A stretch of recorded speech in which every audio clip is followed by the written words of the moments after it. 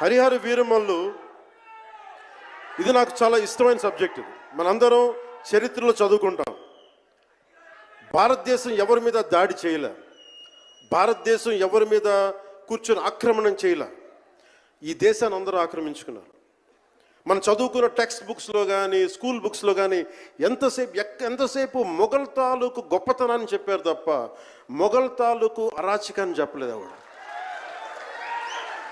Akbar is great, Shahjahan is great, Aurangzeb is great అంటే what they had done. Vijayanagara empire గురించి మాట్లాడాల, ఇంతమంది కింగ్స్ ఉన్నారు, ఎవరి గురించి మాట్లాడాల. We always heard about Mughals' greatness, but what Aurangzeb has done to our country, సొంత తమ్ముడిని చంపేసి దారా సిక్కుని చంపి షాజహాన్ని జైల్లో పెట్టి నువ్వు హిందువుగా బతకాలి అంటే నువ్వు ట్యాక్స్ కట్టాలి. Can you imagine? For being a Hindu you have to pay tax as a Hindu, just to accept, to practice.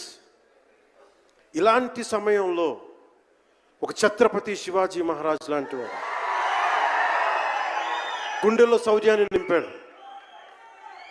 మనకి తమిళనాడు దురాక్రమణ గురైతే all the way from Maharashtra he came back and supported, stood by people. ఇలాంటి నేపథ్యంలో హరిహర వీరమల్లు ఒక ఫిక్షస్ character, ఒక కల్పిత పాత్ర. అలాంటి పాత్రలో సగటు మనిషి ఏమి చేసి ఉండొచ్చు? ఎంతసేపు